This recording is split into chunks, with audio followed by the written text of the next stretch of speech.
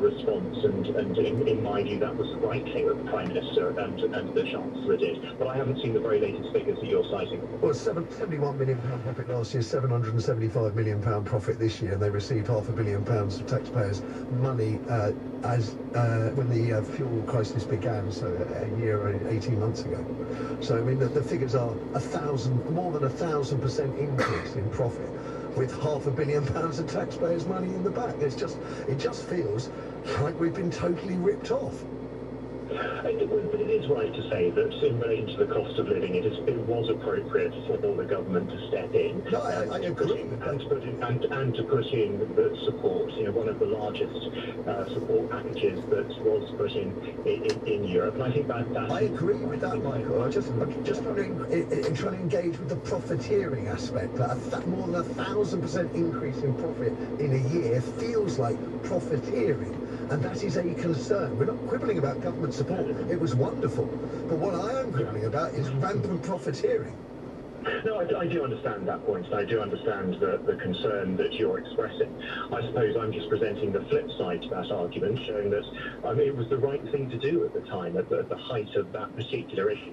And we're paying around half of the typical households, I say we, the taxpayer, was paying half of the typical household's energy bill, and that, in my view, was the right thing to do. But yes, I a windfall tax? Do we need a windfall tax if you make excess profit? And I would argue that more than 1,000% increase in profit in a year sounds a bit excessive to me.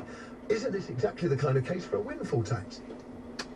Well, we've seen that historically, but let me look at the details of that. I've not seen the latest figures. I appreciate it. For citing them and for showing to me. But my view is that it was right to present that support to households at the time, and certainly my constituents at the time welcomed it.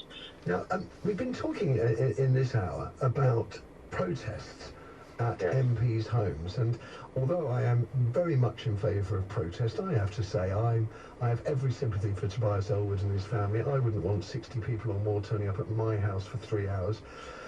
And there is the suggestion in the Mail on Sunday that we will see more of these kind of protests. Should an MP's home, and I can appreciate that people have very strong views on things like Israel and Gaza, but should an MP's home be effectively a castle for their family, free from protest and disruption? And if so, do we need laws to protect MPs? That is exactly my view. I'm a near constituency neighbour of Tobias. We exchanged messages at that night when it happened. I'm a Dorset MP as well as him, and I was very, very concerned to see the pictures and to hear directly from Tobias about the impact on him and his families. Listen, Matthew, this job is hard enough. It's hard enough for members of Parliament, for their families, and I think there is a balance to be struck. Of course, there's a right to protest, but that must be within sensible bounds. And in my view, if you want to protest about members of Parliament, come to Parliament Square. Come and protest in Parliament Square. Come and protest outside the Houses of Parliament. And I absolutely share the concern of Tobias and others about that particular protest and what happened earlier on this week. Just before I let you go, it's a message from Heather, and I think this one's for you, Michael. She says, if you want to make things more difficult for the traffickers, try providing safe routes. Michael Tomlinson, pleasure talking to you, the Minister of State for Countering Illegal Migration. You're listening to Matthew Wright here on LBC. I think it's time for some news headlines. Russia is under pressure to explain the circumstances around the death of Alexei Navalny. Officials there say the anti-corruption campaigner collapsed in prison last week. His family say his body is being withheld by Russian authorities. Donald Trump says a court ruling to fine him more than £280 million is part of a political witch hunt.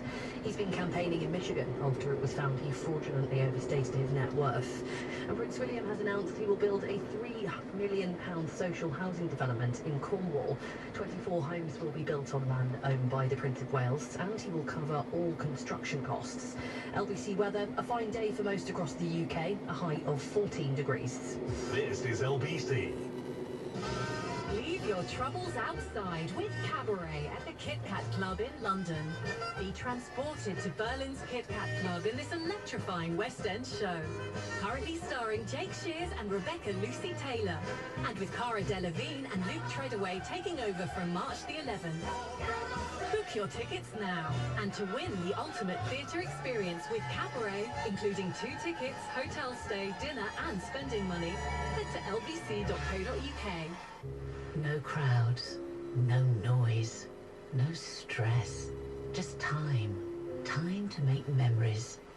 Luxury Mediterranean holidays from Simpson Travel. Hand-picked villas and distinctive boutique hotels in idyllic destinations. We take care of every detail so that you can love every minute. SimpsonTravel.com, because your time is precious. You know what makes your mum special. We just send the flowers. BigFlowers.com. Amazing. Every Mother's Day. If loose ends and heat or tensions affect the foods you can eat and make you feel embarrassed about your smile, speak to TDC about how we can restore full sense of teeth, your smile, and your confidence. I walked out there with a great big beaming smile, so it was great. To learn more and to book a consultation, visit smileinaday.co.uk or call TDC Harley Street on 0203 733 4986. We're now part of Bupa. Vision Express breakage and loss protection is included with prescription glasses and sunglasses. Really? That's helpful. Yes, available on designer brand from £129. Find out more in store or online at visionexpress.com. Vision Express. Express your vision. Would you urge your two Labour MPs in Westminster to support the motion put by the SNP this week? Well, I think more than that. I think one of the other frustrating things is that this somehow has become a debate purely about what two MPs do rather than what I want the Parliament to do. And so I know our whips have been in touch with the SNP whips. I know there's a motion that has been published. The motion is yet to be tabled. We don't yet know what any amendments to that motion may be. And I hope what we can do coming out of that debate, which is a really important debate, it's good we're having that debate on Wednesday, I hope we can come out of that with a unified position across the Parliament, that Parliament says that the violence must stop now, that we must have a ceasefire, that we must have the release of hostages, that we must have access to humanitarian aid, and we must have that pathway to a peace process. I have not lost hope yet that we can get the Parliament to agree, and of course the entire Labour Party to agree, within that, rather than it just being a debate about who's on the what are the numbers on the losing side of a motion. I want there to be a motion that's on the winning side in that Parliament, so we can send a powerful message about what's happening on the ground, and so that can stop there rather than about politics here or home. The Foreign Secretary says he's worried about Israel's actions. Can you go further as the Foreign Secretary? Do you think Israel has committed war crime? Well, I believe that if you withhold essential supplies like water, food, electricity and medicine, then that is a breach of international law.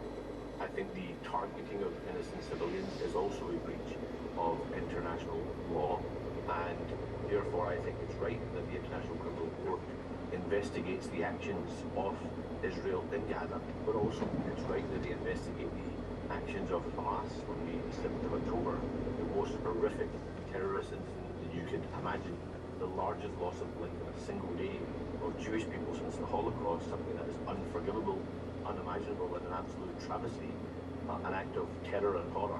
And so I hope the ICC looks at all the actions in the Middle East and makes a judgment based on who has complied and who has not with international law. If we come home to our country, it does seem there's an awful lot of hate, on our streets, because the protests, on the one hand, they're people who want peace, but on the other hand, they provoke so much horror in people. What's been said, protests outside the houses of MPs. Do you think that hate on religion is rising?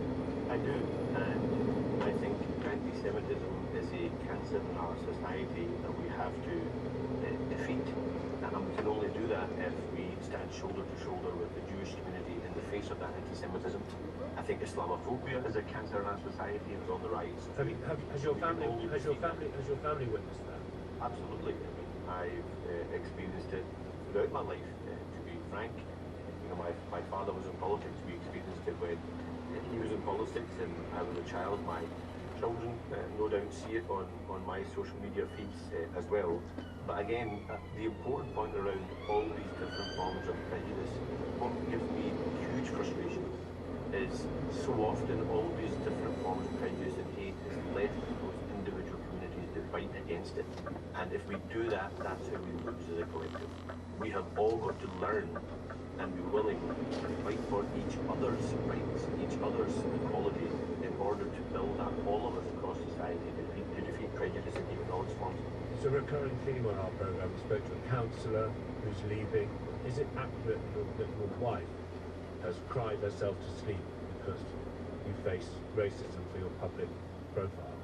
So I imagine this is a reference to an in-conversation I was having with a cognitive journalist event during our conference, and she was retelling a story that I had told about how my mother was a rock in our family growing up, and she never showed weakness to us, but when the door closed, we often heard her shedding tears behind those doors and not wanting to shed a tear in front of us. And I was asked if I thought my wife was in the same situation, and I was honest to say I imagine she has been.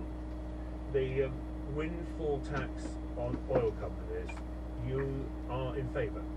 Yes, because we have oil and gas giants that are making record profits. These are excess profits that they weren't expecting to make, but because of the energy crisis they are making.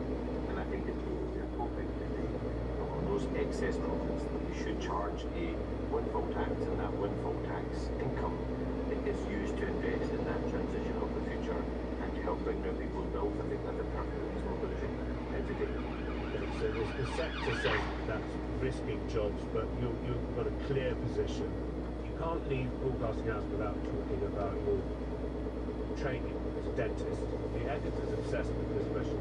Should we brush before breakfast or after breakfast? Well, this is actually a bone of contention amongst many dentists as well. Many dentists believe you should do it before, then they say you should do it after. I think as long as you're doing it, that's a good thing. That's the third way. Okay, it's the news review now, live. Fee Glover's back on Radio 4. Fee, were you arrested as you walked in the building? Some alarms went off. Fee hosted Saturday Live and this programme in the days when it was better. She's now paired with Jane Garvey on Times Radio from 3 p.m. and on their podcast Off Air. How lovely to have an adult in the room.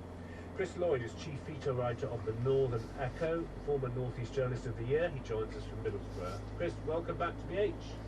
Hello, it's good to be back. And Lauren Mahon is the cancer activist who turned her own diagnosis into online community Girl vs Cancer, and You, Me and the Big C for the BBC. Hello, Lauren. Hello, lovely. You all right? Yes, how lovely to be called lovely. Fee, yeah. I promised you're going to tell us about eco-zealots in plot to occupy homes of MPs, or actually, I promised you to talk about protests at MPs. So what's the Mail on Sunday say? Well, it's front page of the Mail on Sunday. It is exactly that as the headline, eco-zealots in plot to occupy homes of MPs. That last phrase, though, is an inverted commas, so it's not that they actually uncovered details of specific MPs' houses that were going to be occupied.